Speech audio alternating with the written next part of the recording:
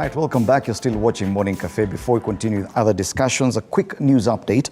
Religious leaders drawn from various religious organizations in Murang'a have faulted the methods being used to fight alcoholism in the region and now want the government to change tactics used in the fight against illegal brews. The religious leaders point a finger of blame on liquor licensing bodies for laxity.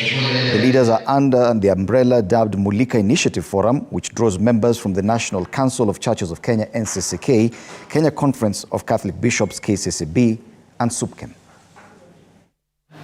Kama kuna watu wameathiriwa na pombe katika dunia hii leo, ni watu wa Mlima Kenya. Watoto wetu wamekwisha.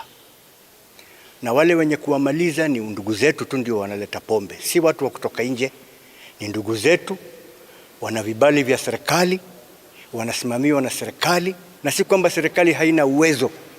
Serikali ina uwezo wa kujua pombe hii inatoka wapi, ni nani mwenye kuileta, na inalandu wapi, ni nani anaiuza, achukuliwe hatua za kisawasawa. Kama kwa mfano ni baa moja tu iliwaua watoto wetu 23 kwa mpigo. One bar walikunywa tu sumu kwa baa moja. Wale ambao kwamba wanakufia vichakani hawaonekani ndio wengi. When you look at the challenge of drugs and substance abuse, this is a menace, and we all agree. And what we are saying, closing the bar are not solutions.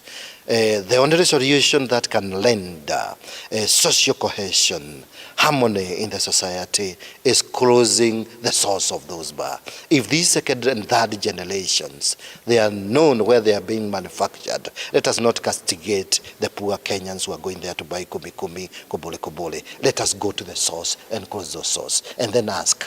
And now this also takes back to the corruption. Who issued the licenses of this? And some of them are getting licenses from the government. So let us know who issued those licenses. We cancel those licenses, and then we close those sources that are producing the second generations. All right, from here, let's go back to Naivasha. Willie Dennis Njiru is on standby to bring us up to speed with an expected meeting for governors in that end. Willie Dennis, we spoke earlier. Kindly bring us up to speed with what's happening today in Naivasha.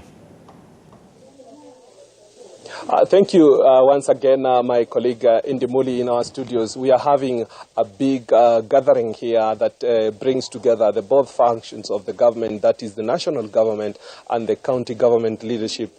And we have that is called the Intergovernmental Relations Technical Committee here. And the CEO of the committee, Dr. Chepkwony, will be giving insights on what we are expecting in this 3 days forum here, or colloquium here in Naivasha, regarding matters development of the country. Sir, we will welcome you on set kindly, and we are live on TV 47. Bring us up to speed on what the day and the days to come anticipated here in Naivasha. Thank you.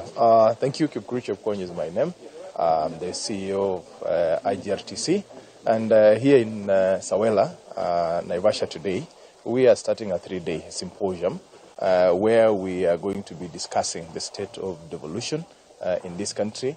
From 2013, devolution has been rolled out, and now, 11-12 years later, we would seek that we want to be able to assess how devolution have been implemented for both national and the county government, and for us to be able to identify lessons that we have learned, any challenges that we have been able to experience as devolution family for all the stakeholders. So we are going to have both national government officers, county government officers, the players in the devolution space, for us to be able to have this conversation and do an analysis, for us to be able then from there to say what are the lessons that we have been able to learn, and how can we be able to improve and deepen devolution. So day one today, we are expecting to be joined by the Deputy President of this nation, His Excellency Rigathi Gachagua.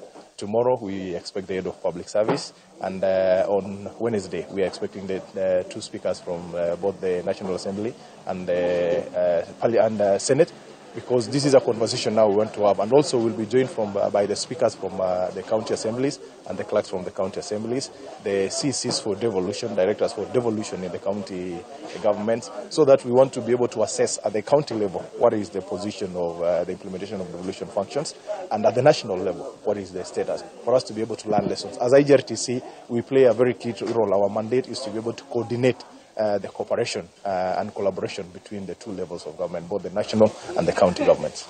Yeah. There have been a few devolved functions. Of course, you say funds should follow functions, and we have been having issues, not everything trickling, coinciding by the function. And in such a regard, we have had a clarion call that some of these functions be taken back to the national government. Of course, you are privy to what I'm discussing, and what do you have to say about this? The call for functions to be reverted back to the national government, it's a call that we need to be able to ask ourselves, is it founded?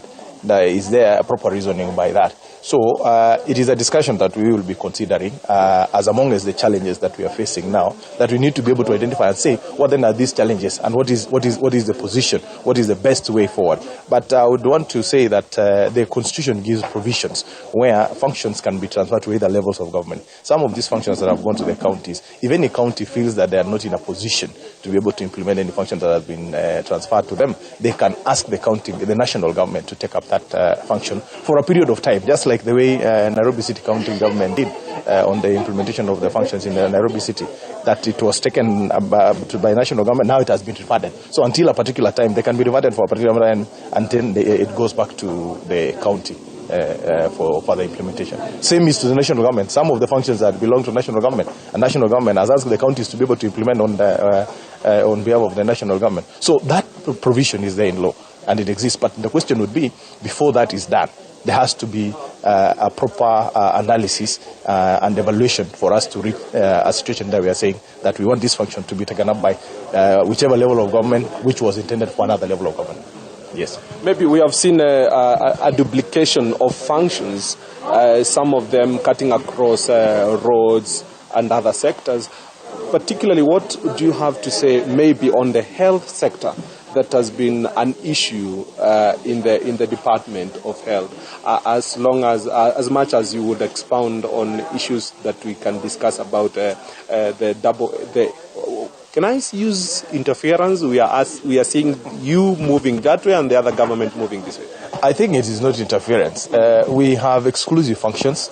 We also have functions that can be implemented both by the national government and the county government. So there is no interference. Of course, there would be a situation where a particular level of government, whether it's county government, they are supposed to implement one function to what extent, and the national government to what extent. But you see, they have already been defined between the county government and the national government in an intergovernmental party agreement, like the one that we are seeing now on the implementation of the public health officers that are already deployed to the counties. That was an agreement between the county governments and the national government. So there are instances where there are interferences that have been reported. There are instances where it was not clear to what extent who implements to what level. But that is a good arrangement for me. From the intergovernmental side, we are saying that is one of the functions that the county government and national government have been able to collaborate to ensure service delivery is enforced for the benefit of the Kenyan citizens. Before I let you go, you are the CEO, a medium between two government entities. What do you think has to be taken where, or everything should remain as it is, status quo? That is why, when you ask that a question, as we speak now, we are concluding further clarification and transfer of identification and unbundling of functions for either levels of government, both national and county government. And so for now, I wouldn't say which one should go where and which one should not go there. First, we go by the Constitution. The functions that have been identified by the Constitution to go to the county government, let them go to the county government. That which belongs to the national government will go to the national government. As to whether they're implemented well or not, then that becomes a discussion between the two levels of government, because both governments are supposed to ensure service delivery to Mwananchi and no interference. So that one now is at one point that discussion. Once we do an evaluation of the implementation status, then that conversation can be gone into. Yeah. Thank you very much for your time, sir. Thank you. That is it from me here in Naivasha, and I will be following up in the developments on what comes up from this forum. You've had there this day a different guest than tomorrow, and the day after different guest, and that is top leadership of this country, that is from the national government putting their brains together to ensure that for the good and the greater of the citizen and this country, and all will be well if they all deliberate issues to do with the development of this nation. From my end here in Naivasha, I take it back to you, my colleague in our studios, Fred Indimuli. Thank you so much, Willie Dennis Njiru, in Naivasha, where we do expect that forum bringing together bosses of devolution to discuss matters counties. Today, among those to attend include Deputy President Rigathi Gachagua. Now, over to my colleague Stanley in studio to continue the rest of the discussions. Stanley? Thank you, friend, for that. And I mean, it's a Monday, we're discussing matters of health, just telling you what is happening in the country and the kind of conversations we should be having when it comes to health. And this morning, we discuss matters abortion. And with me is a gentleman who goes gloves off when it comes to matters sexual health and what we need to do. And as we discuss matters, complications of abortion, Dr. Ignatius Kibe, a gynecologist. Karibu sana. Asante sana. How has your month begun? My month is good so far. Change from cold, very cold and very rainy weather down to warm weather. And then an interlude of showers and thunderstorms, which are uncommon in January and February. All right. Preparing now in Mount Kenya region for planting, is the planting season. Ah, okay. And whenever I get a chance, I ask our people to plant both permanent and quick growing crops. All right. Asante sana. Remember, you can always be part of this conversation. 0795045864. You can always call in live. Dr. is here to answer any kind of questions that you have, any kind of comments that you have, even as you continue with the show, when it's discuss matters, complications of abortion. It's always quite a very tricky conversation because even the legal ambiguity that comes with this top conversation. What does the law say? The whole stigma, will be getting into that. But then let's take a look at how the numbers are looking like. And I'll start with what African Population and Health Research Center says. So about 41.9%, that is the rate of unintended pregnancies in Kenya. About 14%, the rate at which unintended pregnancies and in abortions conducted using non-sanctioned and procedures. Meanwhile, more than 75%, this is the number of women with induced abortion who experience moderate to severe and near-miss complications, and about 2,600. So get this, so this is the number of women who die annually from complications associated with unsafe abortion, translating to 7 women daily. We'll be getting to understand why that is. So that is according to the African Population and Health Research Center. According to the WHO, 6 out of 10, that is according to the World Health Organization, 6 out of 10, this is the number of unintended pregnancies that end in an induced abortion. And around 45% of all abortions are unsafe, of which 97% take place in developing countries, well, including Kenya. What does the law say? According to the Constitution of Kenya, Article 26, Cap 4, abortion is not permitted unless, in the opinion of a trained health professional, there is need for emergency treatment or the life of the mother is in danger, or if permitted by any other written law. We'll be getting to understand what this law says as much as it really is there. But first off, just to understand, even for the viewer watching us this morning, they've heard this word, abortion, a couple of times, but they don't really understand what it means. So let's just have a background of this conversation, Dr. What is abortion? And there are the different types of abortion that are provided. I believe your topic for today is spot on. I think it's the most relevant time because in Kenya, you notice that in the whole world, we are at 97% of all abortions in the world. This is the season when there is a lot of abortion. So your topic is not just spot on, it is current, that very many girls are lining up, queuing up in front of doctors, wanting to terminate their pregnancies. When a pregnancy is terminated, mostly around the first trimester, the first 90 days of the pregnancy, and illegally, because there are, like they said, legal methods and reasonable, and abortions that we would accept done by doctors, because in the opinion of the doctor, this pregnancy might bring up more danger to the mother or to the child, to the extent that we can lose them. So there is a lot of abortions in this country at this time, because first of all of the holidays. We started with the holidays from 12th of December, came up to the Christmas period, came to the New Year, and recently we had the so-called Valentine. And people, unfortunately, people think or believe Christmas is about doing sex and drinking a lot. People think kupindua mwaka. So you're basically saying the holidays, or rather unintended pregnancies, have been over the few months because of this period. Absolutely. You see, there are some people who are far away working. Some are from Kakamega, but they work in Nyeri. And now they go home during these holidays. They have 3, 4, 5 days to go home. And this is what is termed as unwanted. I don't know whether there is an unwanted sex, but this is an unwanted pregnancy, whatever that means.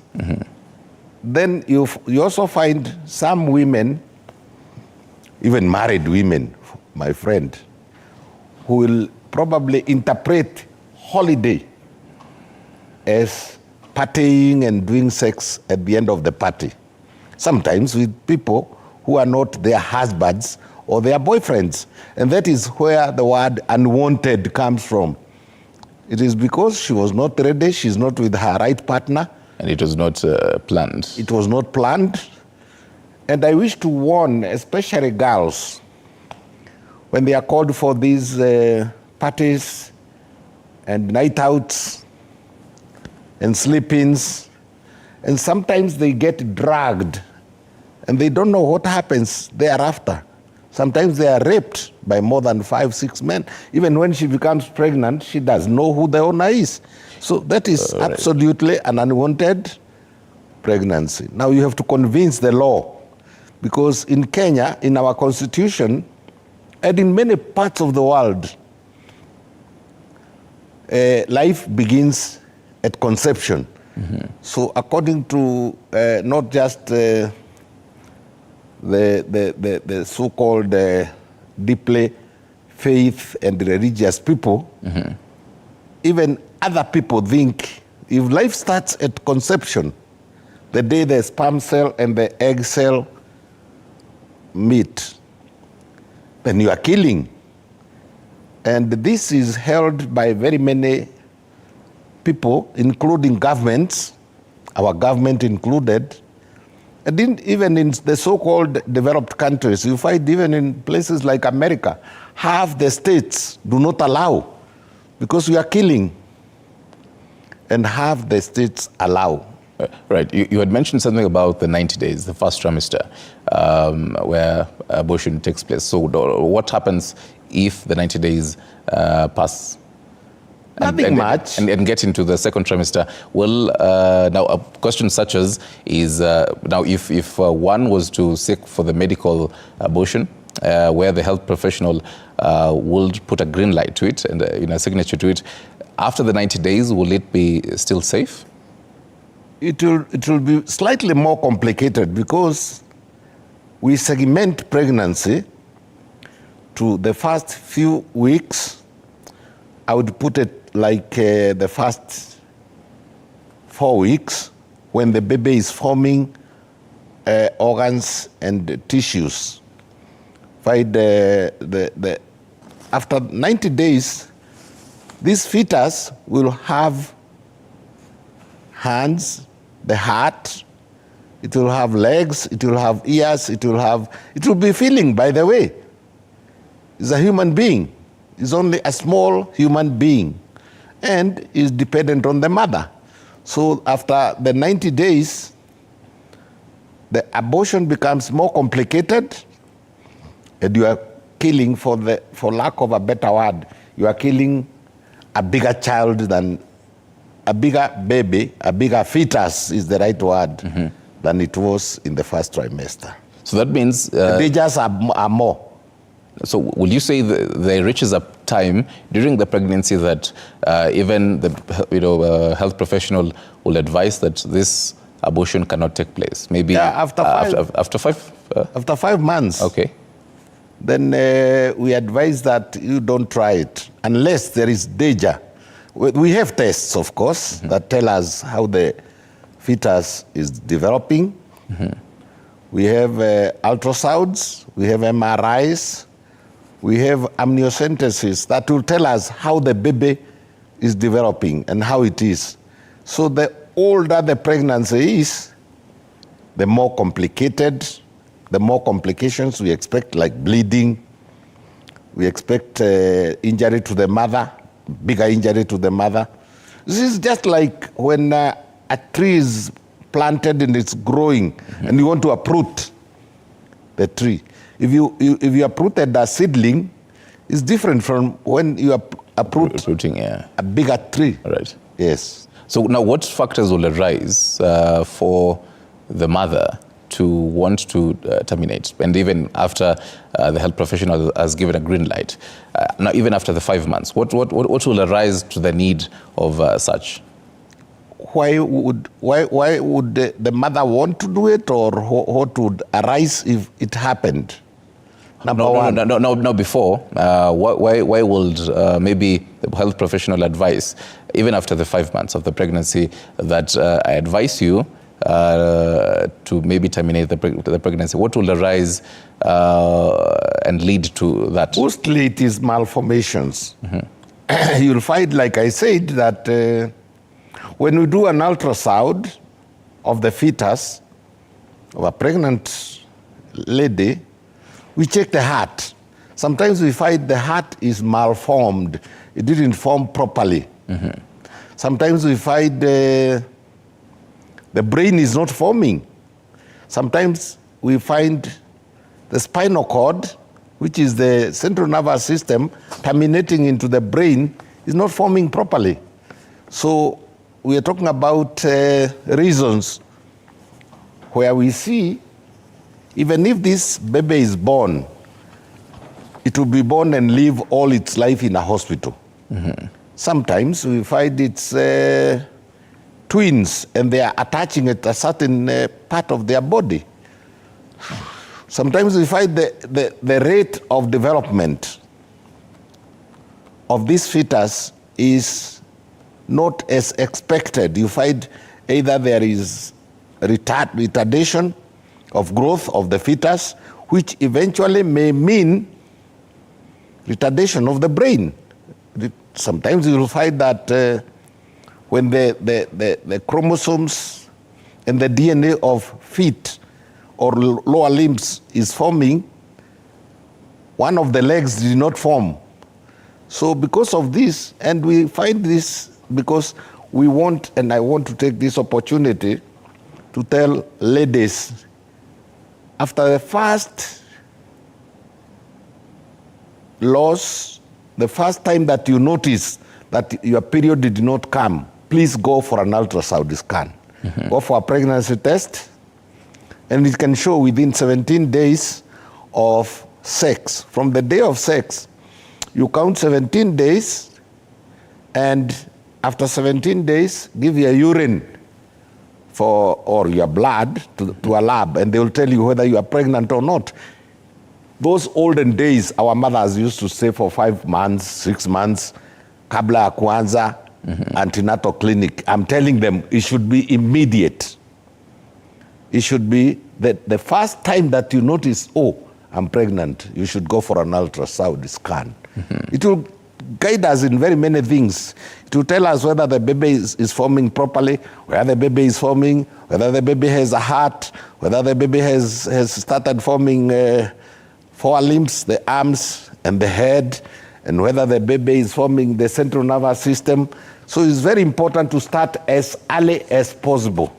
Right. So once we notice during this first few weeks of pregnancy, if we notice there is something drastically wrong with the fetus or the health of the mother.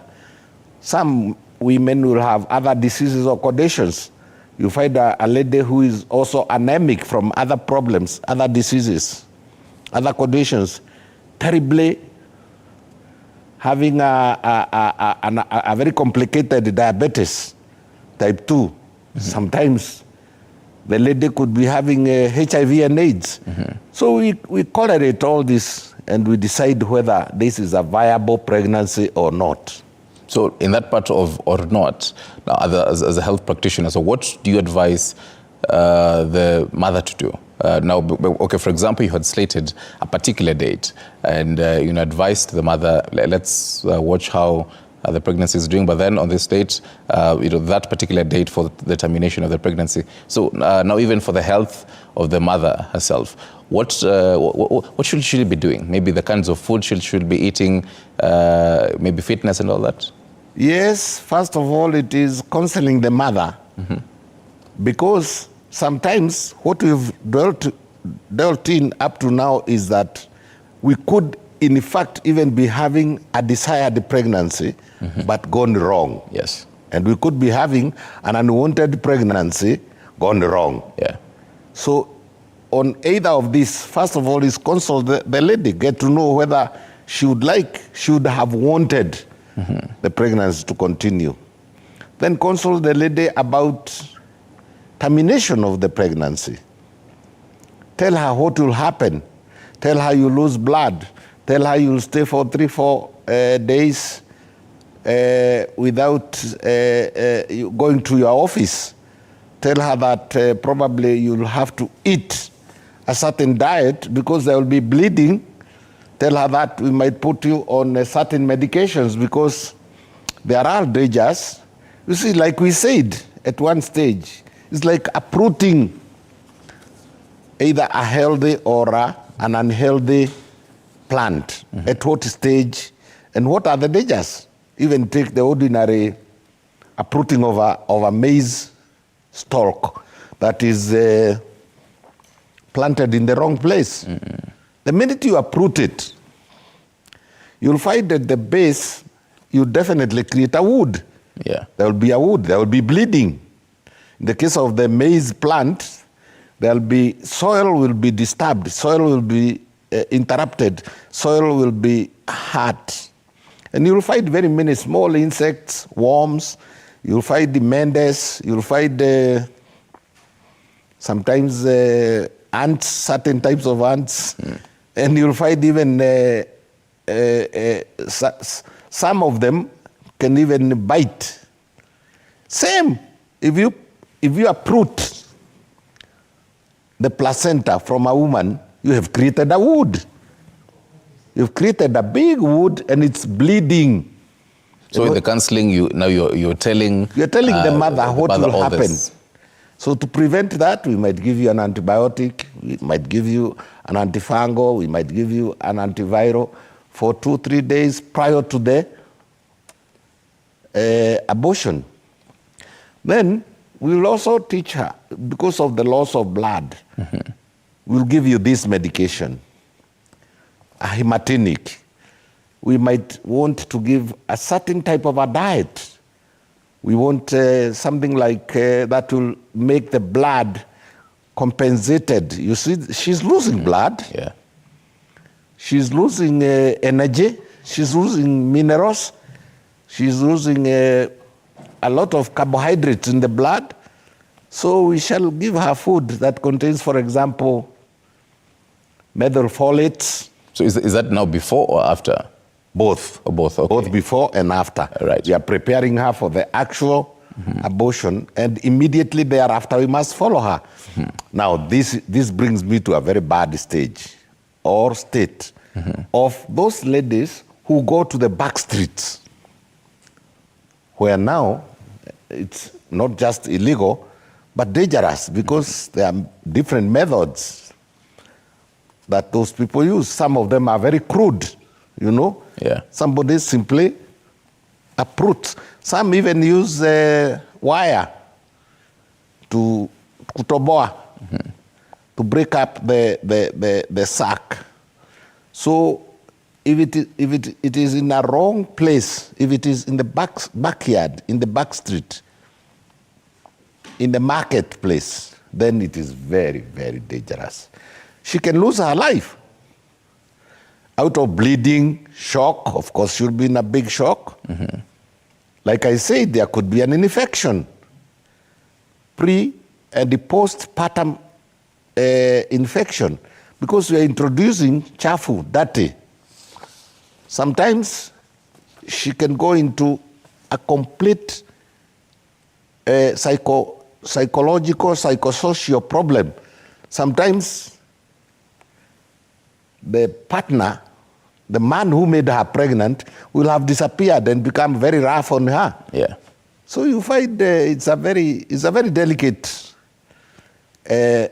program, and I said it is very common, and right now it is being done left, right, center in our cities and in our villages. Right. And now because you say it's quite, a delicate one, like as a health professional, getting your thoughts on what the law says, because you're taking a look at it. And I'll again quote Article 26 of the Constitution: abortion is not permitted unless in the opinion of a trained health professional and there is need for emergency treatment, or in the life or health of the mother is in danger, or if permitted by any other written law. As a health professional, do you think this article and the Cap 4 of this Article 26 is quite ambiguous? It has different interpretations.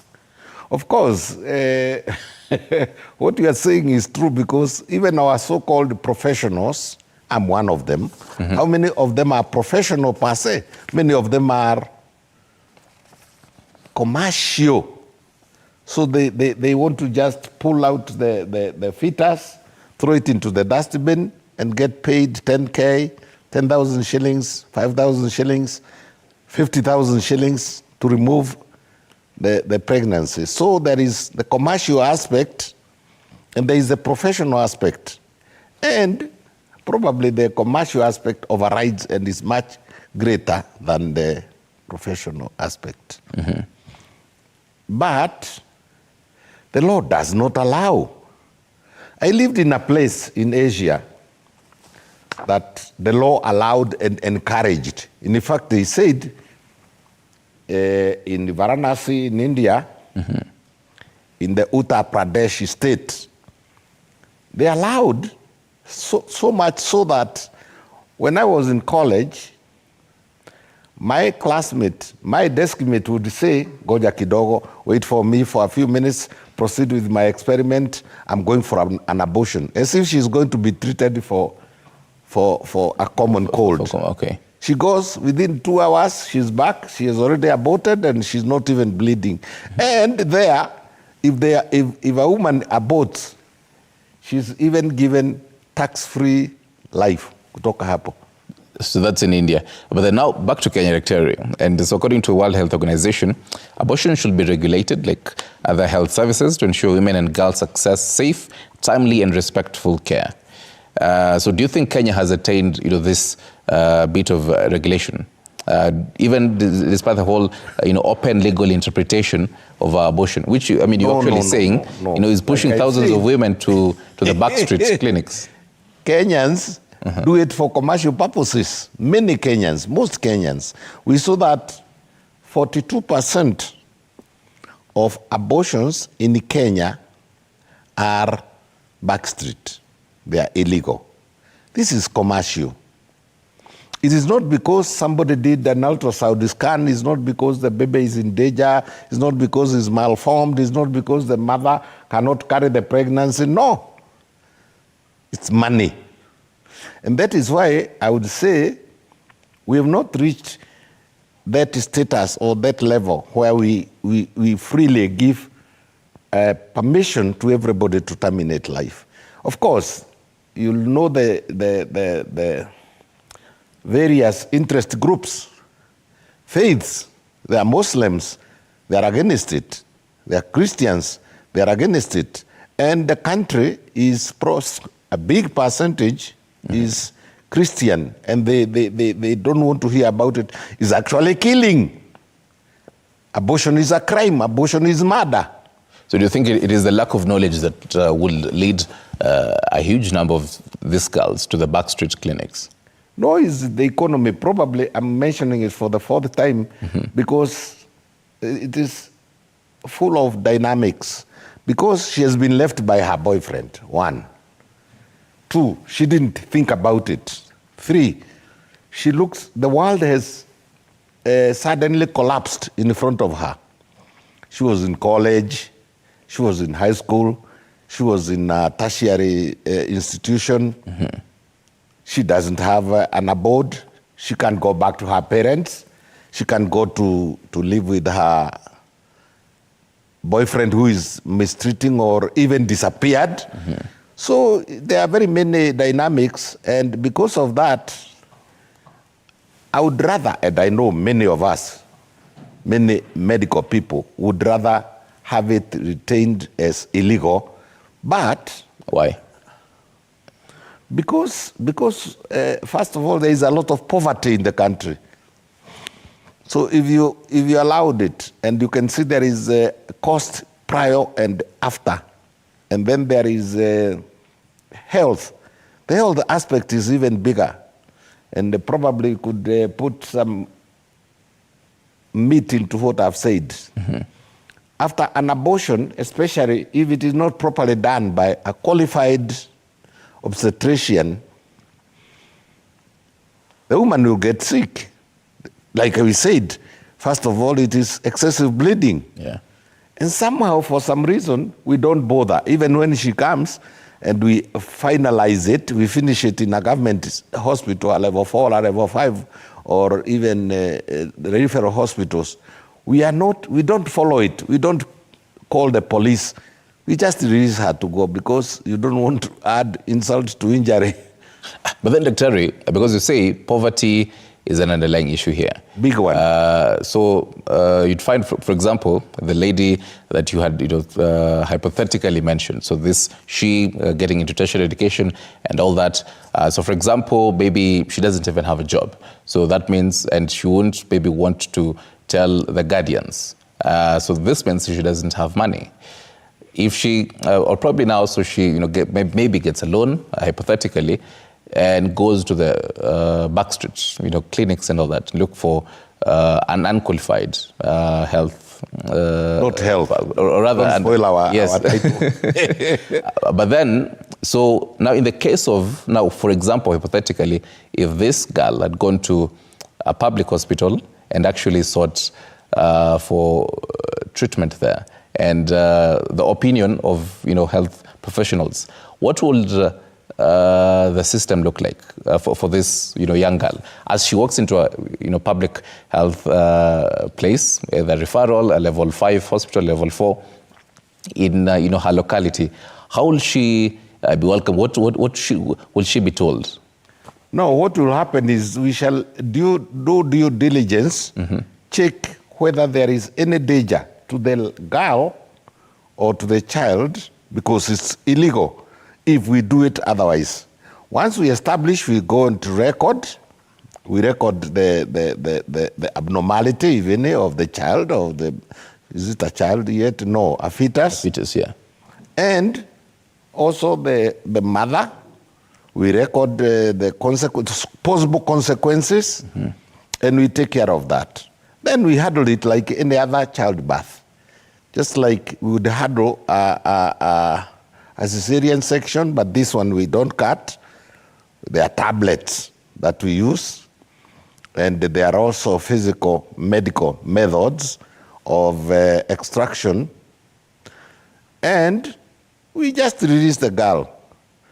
What I want to mention here is that there are dangers, and I thought that was the topic for Yes. for the topic for this time, is what does she expect? She expects that she'll bleed. She expects that she's torn. Sometimes we reach a stage where even the uterus is torn. There is a rupture of the uterus, and it becomes an emergency. Especially what we are getting mostly is they started out there in the backyard, in the village, in the backyard shop, with women who are not qualified to do it, and they end up in the level 4, level 5 hospital, like you said. And they come bleeding. Many of them die. So there is excessive bleeding, anemia, and death. They'll be in shock. Definitely, they will be in big shock. Mm-hmm.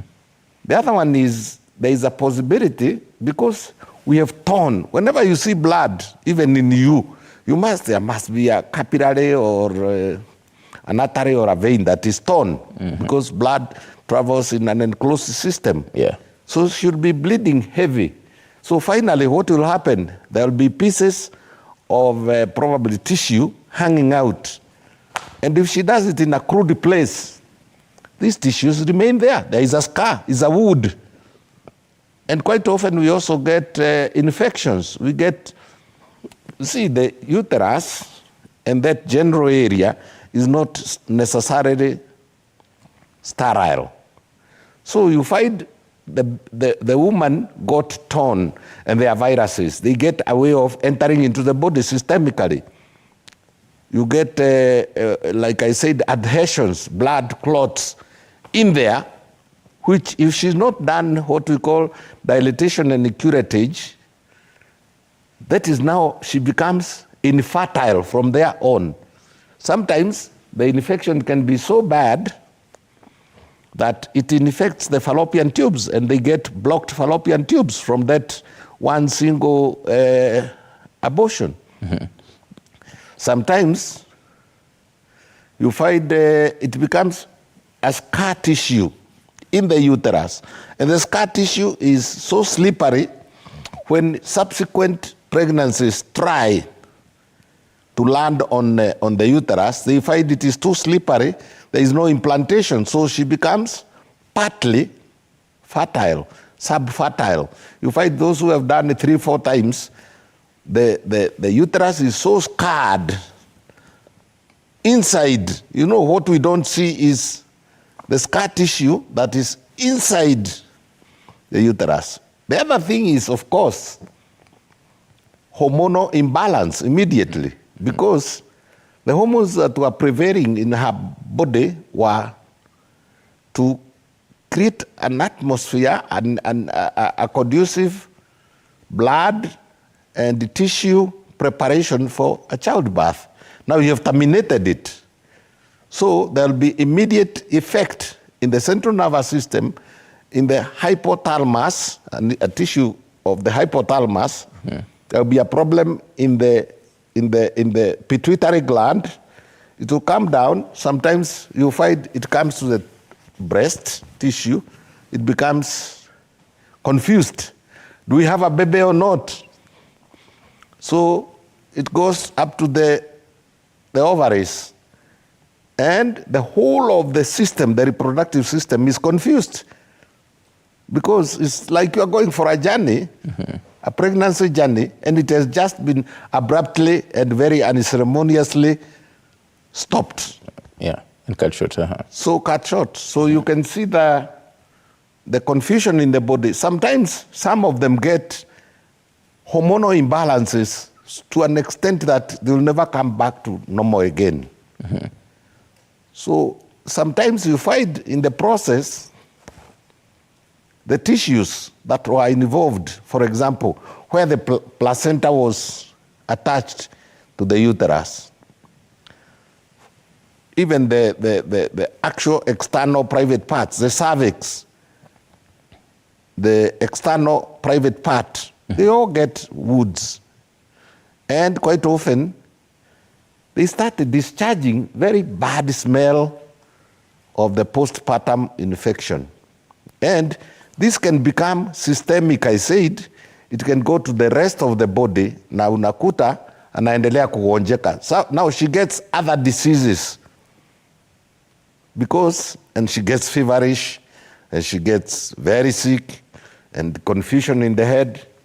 Wait until she wants another pregnancy and it doesn't come. But then now if it was the process of a medical abortion, so some of these complications might have reduced. Absolutely. So now for this woman, is she able to have post-abortion care just by herself? After getting the counsel, as you're saying, and maybe even the treatment that the health professional will advise. So is she really able to take care of herself back at home? Yeah, we treat it as if the lady has given birth, the usual. Mm-hmm. So we give her a clinic. Mm-hmm. She comes every so often, probably once a month. Okay. We keep checking. We keep doing ultrasound scans. We check the shape and the size and the position of the uterus. Sometimes it is so drastic that the uterus can even prolapse, get out from inside out. Yeah. So we give them a clinic, and we keep a follow-up.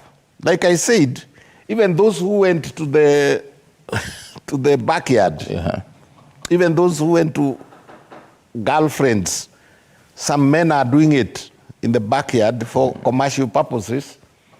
Even there, when they come to us officially, we don't treat her like the criminal she is. Mm-hmm. No. We help. And you are duty bound to make sure that she gets back to her normal life. So, because earlier on you had mentioned the obstetrician will, take care of this woman, either who came maybe after visiting the backstreet clinics, or maybe one who actually visited before and went through the medical abortion.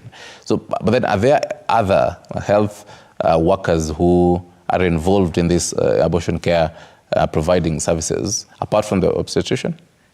Oh yes, that's another thing. You've asked a very important question, because people think doctor ni daktari tu yule wa kudunga na kupima. No.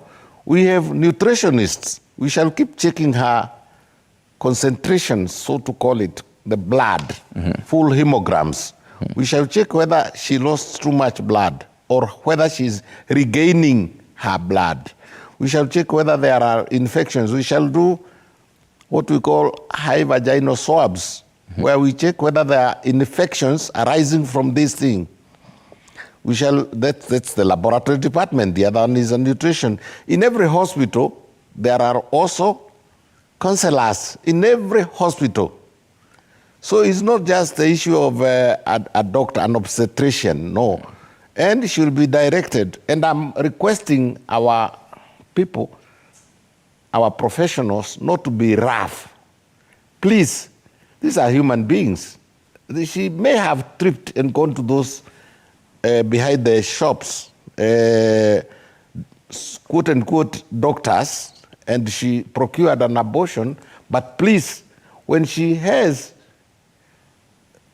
finally reported to hospital, treat her as an ordinary patient, treat her like a mother, treat her like she has a future, because there is future. So there are very many other professionals all right. who are involved in the care, the aftermath of a woman who has given birth, right, who has aborted. Right. There is a future. She could be carrying another 2 or 3 children. Right. So please, doctors, don't criminalize these people. We'll be getting into taking a look at the kind of future of this woman in a few, but then I want to follow up on the whole, because the reason I was asking for the specific healthcare providers is in different counties, even for this woman to actually visit, for example, the referral hospital or a hospital, either public or private, to actually get in touch with a healthcare provider. Some would argue that the distance of where they are until they actually get into the referral hospital might actually be far. So, and now some will actually prefer, let me just get the nearest alternative that I have. I'm addressing those who abort. I'm addressing you, aborters.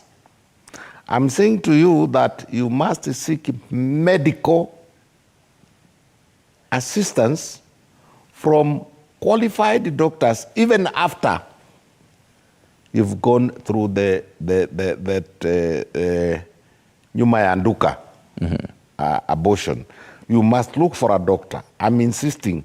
And that is the whole explanation, the scenario of health to all. That is why we have community health volunteers, community health workers to follow up such people. That is why we have, like I told you, social workers inside the hospital. Every hospital must have a social worker. Yeah. That is why we should have what we call universal health coverage, where the distance now could be, you know, in the universal health coverage and even the new system that is obtaining and coming into force after NHIF, the SHIF. Yes. That's why they are bringing the word social health insurance, because we shall not look only at employed people who are wearing a tie like you and me and a suit. No, we want to look at these poor girls also in the village who are sometimes even raped, like we call it. And we've seen the government rolling out about 10,000 community health promoters. In your view, do you think they actually might help? And because they not might. These people are very useful. They are the ones who are in touch with the community. They know in such and such a house there was a girl who went during Christmas holidays and was probably, she became pregnant, and she later became a social outcast. The parents don't want to see her. Her age mates don't want to see her. She was pregnant. Everybody knows she was pregnant, and she's no longer pregnant. So that is why we have these community health volunteers, community health workers. They are very, very important. They are the ones who should get in touch, stay in touch with these people, even know their income and their financial ability. Can she get bus fare from here to the next government health facility? Right. If they cannot, they should report. In every, what do you call these people? Administrators, county administrators' office, they are also social workers. There should even be money to help such people in the, what we call sub-county administrator's office. We don't, even when we take our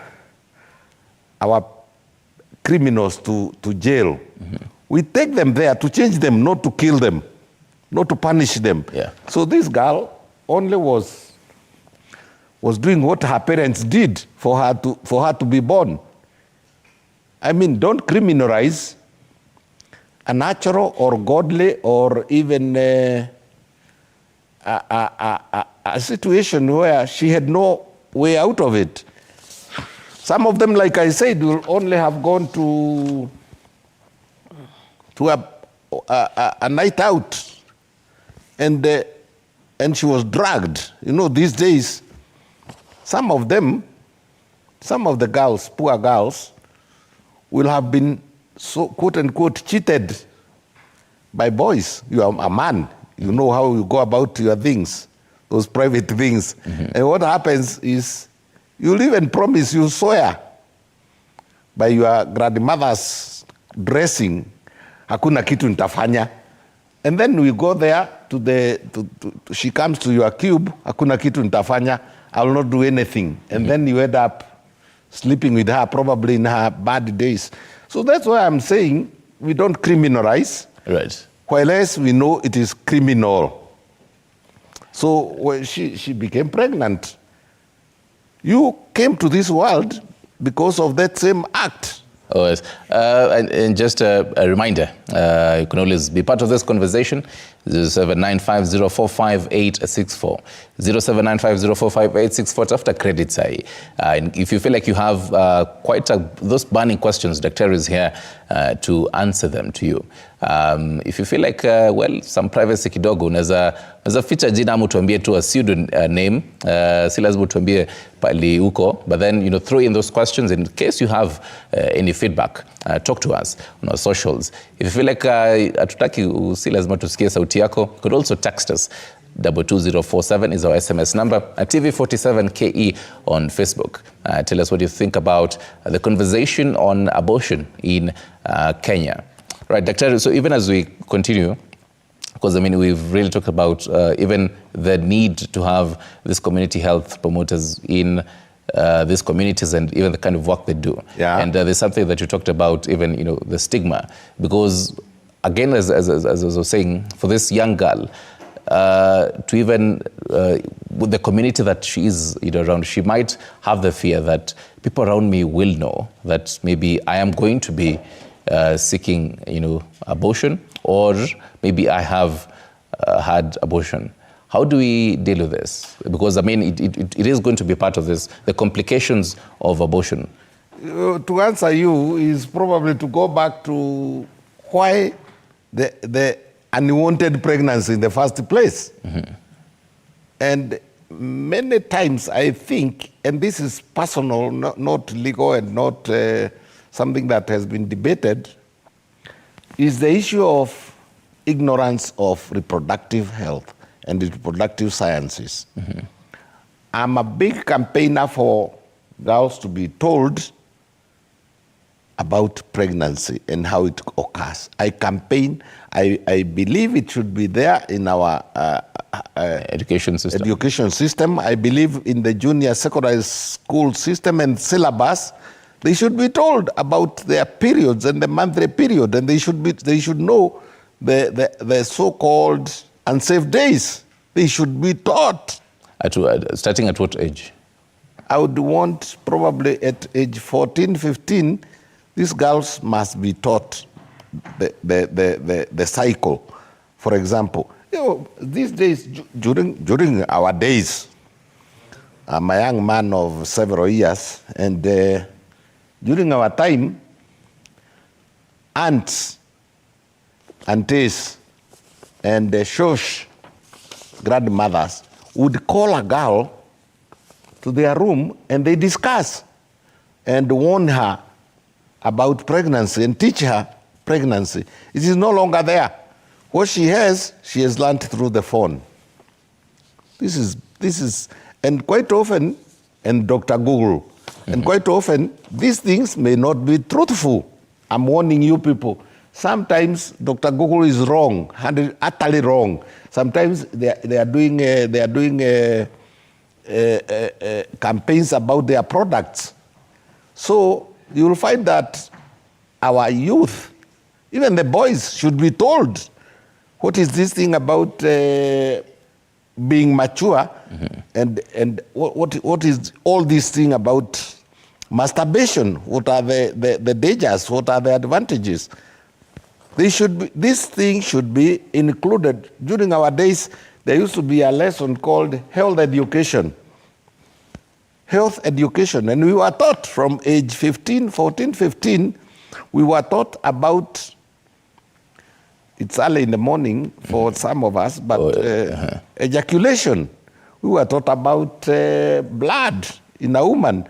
We were taught... So basically, even because earlier you were saying, have this conversation for the girls, but then also incorporating boys. Incorporate the boys. As young as they are. It takes two to a tango. So let everybody... Let this thing be discussed. Parents these days are young. Mm-hmm. They themselves do not even know. Mm-hmm. And then there is this issue of family planning. They think they are swallowing tablets or they are going for injections. And some of the injections themselves are dangerous. Right, Doctor, because the number of SMSs that I'm getting on this conversation, they're not obviously saying the names. I'll start with the first one because now I had said we'll be looking at the future of this lady.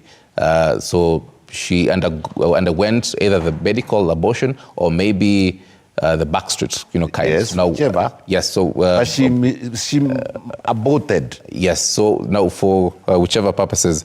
So the first one says, hey, I aborted 6 years ago. Up to date, I have never conceived. What do I do? Yeah, you should visit a qualified doctor who will do several tests. He will do an ultrasound scan to see whether you still have blood clots. I said there are processes like DNC to clean up the mess. After the baby has been lying in the uterus for some time, probably the baby left wounds, left infections, and we can get that very easily through an ultrasound scan and HSV and HVS, both HVS, they are tests. Doctors know the tests. Then they also look at the disruption of hormones. We shall do a hormonal profile. And if, for some reason, she also took family planning pills to deregulate the menses, then we shall give her fertility promoters. We have tablets, we have syrups, we have capsules, we have injections. Once we do the tests and find a hormonal imbalance, we shall know which hormone is messy. Is it the progesterone? Is it the luteinizing? Is it the follicle stimulating hormone? Is it the estrogens? Which hormone? Then we shall use our technology and our medical knowledge to return her back to normal. All right. Another question for you here, Morning TV 47. Please hide my name. I still have incompetent cervix. Is it cause of abortion? I aborted 2 years ago. Yes, it is possible that somebody can get incompetent cervix. What does that mean? That means that there is a gate. Just like we have gates in our homes, there is a gate connecting the out here, the external, and the uterus. There is a gate. This is the cervix. And quite often it also gets cancer of the cervix. And because if you disturb it too many times, you tear it up. Or it gets infections, then it becomes incompetent. It cannot close. Even our ordinary home gates, sometimes they cannot completely keep off the cows and goats and the people. So the gate can become weak, and it is possible. When she wants a baby, we can do what we call McDonald stitching or any other stitching to hold the baby. But these are some of the complications of abortion. Does this, for what you talk about, the stitching type, does it affect later on when the woman wants to get a child? Oh, yes.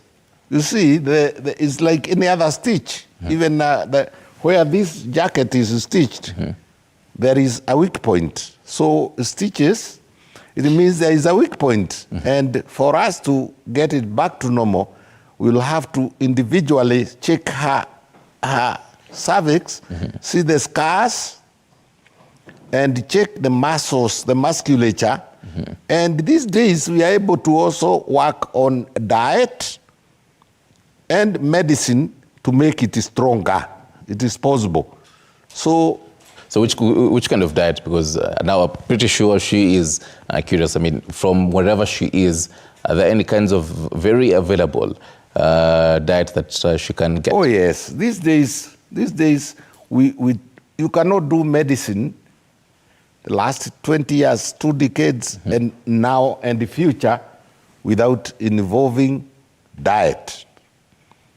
Things like green vegetables, green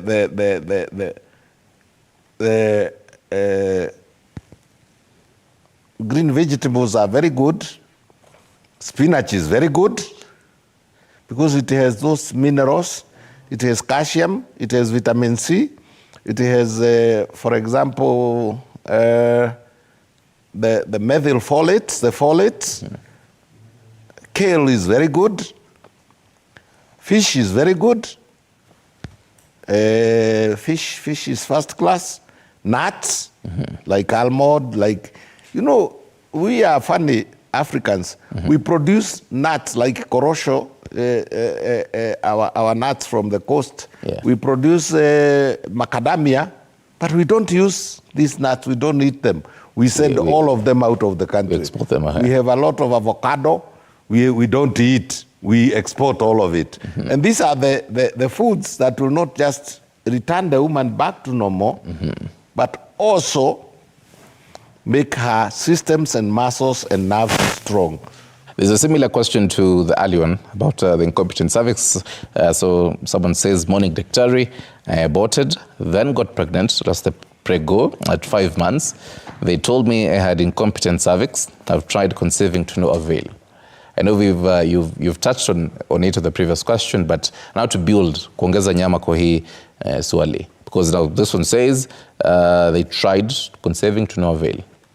Now we would have to do hormonal profile to check whether the first and the second pregnancies disrupted the flow, the normal flow, because it is sequential. You see, there is follicle-stimulating hormone, estrogens, luteinizing hormone, and then progesterones in a certain order on certain days of the cycle. So first of all, first up is we do a hormonal profile to see the disruptions and to return the hormones to their rightful concentrations, if you may. Then we would have to check the endometrium, the inside wall of her uterus. Was it torn? Did it have an infection, endometritis?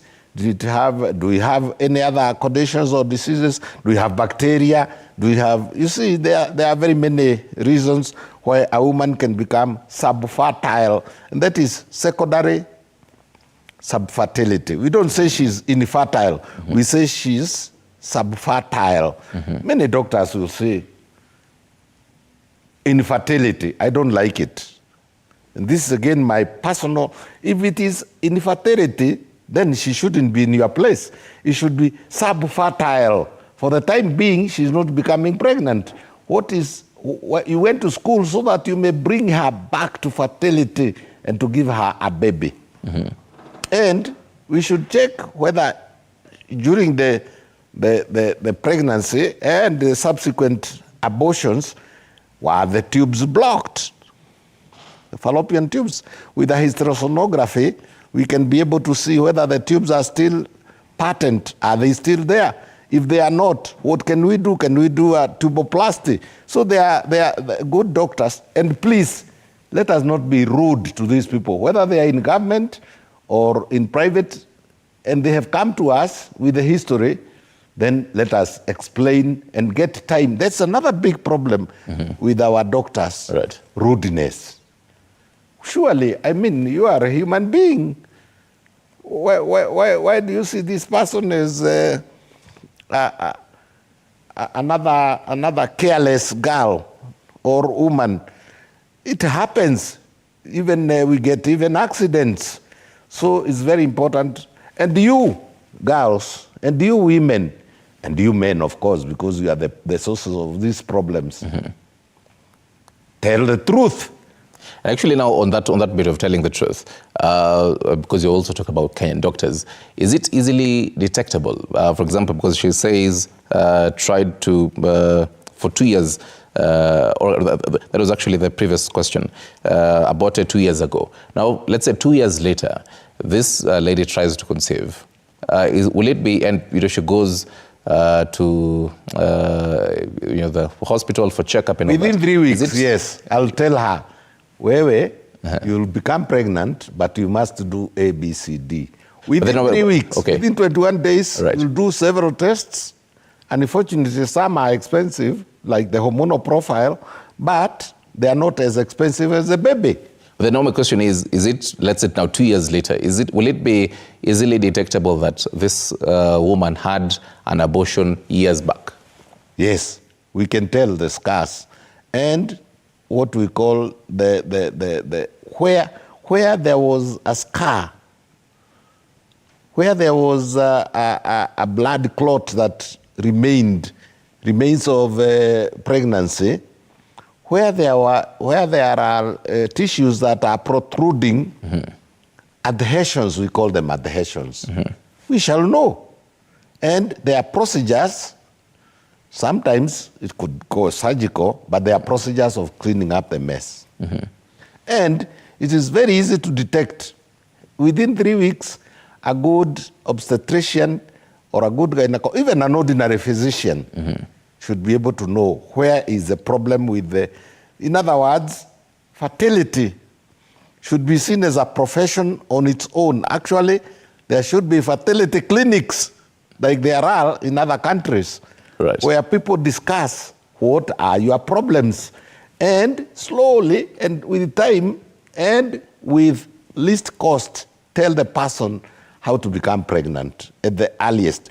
And I want to mention, before I get out of that line, that it should be for both. It should be both the lady, whether she aborted or miscarried or gave birth, and the man.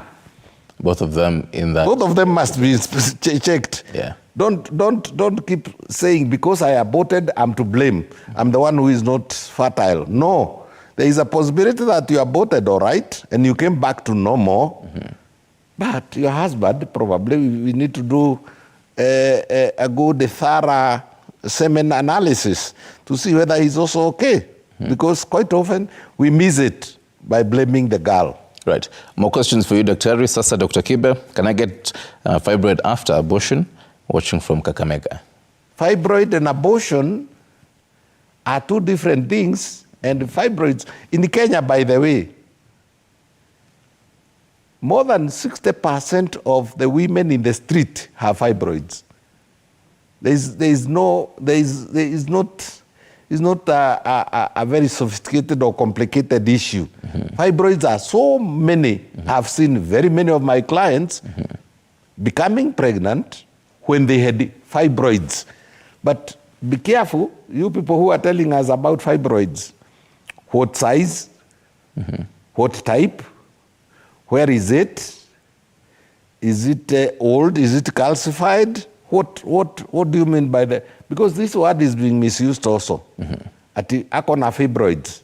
Now the problem with the fibroids is we must know which one and what is its size and where is it positioned in the uterus. Is it possible to dodge it and make the woman pregnant? So it is possible. Is it among the underlying factors that if the lady will be seeking medical abortion, it might be a challenge? Oh, yes. Quite often you find the fibroids. Some fibroids are as big as this cup. Some fibroids are small, like the seed of an orange. So, like I am repeatedly saying, what is the size? Where is it? What are the other underlying conditions? Does she also have cysts? Are they blocking fallopian tubes? Because some of them can go and block fallopian. I've seen fibroids last week that are blocking the cervix itself. So we will treat both. We'll look at the fibroids and study them and their sizes and their shapes and where they are and what they are contributing. Sometimes, like currently I have a girl who has huge fibroids and she's pregnant and she's in a lot of pain. But I have said, and I'm repeating it, that it is possible for fibroids and pregnancy to coexist. Right. A quick comment here before we continue and get into matters, medical advancements. Pretty sure over the years in your profession you've seen different medical advancements, but a quick one. Someone says, wow, thank you, TV47. I was about to abort today after hearing Dr. Kibe. I've decided to keep the pregnancy. Please don't. Please don't abort. Keep it. Probably you are carrying the president of the Republic of Kenya of 20 50. All right. So now into special medical advancements. So far in your profession, which kind of medical advancements have come on board that have really aided in this provision of medical abortion? And which ones, as a country, do you feel like we really need to be eyeing for? And also, do you actually feel like we need to have more medical advancements on the same? We definitely need to, because it is said that in some parts of our country, the population is dwindling. It's going down. Mm-hmm. Our so-called PP1s, nursery schools, if you want, have no pupils because of several things. One, abortions. Number two, misuse and use of family planning. Mm-hmm. Number three, fear, and lack of knowledge. But we have had a lot of advancement. These days, with the new imaging equipment, like ultrasounds, which were not there. When I grew up, those days, there was only an X-ray. Which is that? I'm curious. You want to know how, when I was growing up, when I was in university in the 70s, mid-70s. Oh, wow, okay. And I've been around. I've not gone to other businesses. So I can tell you, we didn't have MRIs, magnetic resonance imaging, which can detect, which can study the organs of reproduction to very fine details. We didn't have ultrasounds that could be used to detect the problems, like she said, blood clots that are old, endometriosis that is old. We have ultrasound, very fine ultrasound scans, portable these days. Those days it used to be like a whole huge wardrobe. Machine. Then we also have advances in education. What we are remaining with is now to know, say for example, the microsurgical procedures where we want to open blocked fallopian tubes. Right. We want a lady has no blocked fallopian tubes. A lady has, like she said, the other one said, her cervix is incompetent. How do we suture? How do we make it stronger? Right. In those countries that I went to school, they used to do it even then. In the Asian countries? Asian countries. In India, where I studied, we used to do it in the 70s.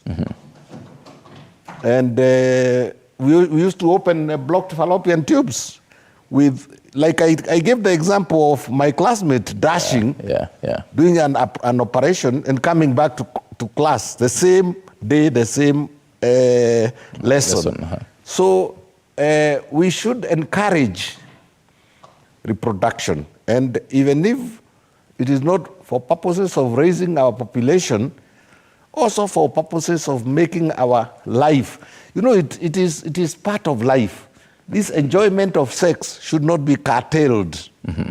And even as we wrap up, Dr. Terry, even as you also give me your final thoughts, what role now does the society in 2024 and even in later years, what role does it play, the society around, when it comes to matters, the discussion on abortion? I would want that our girls and young men are not taught only by phones and social media and internet. Social media. I would want that parents get involved.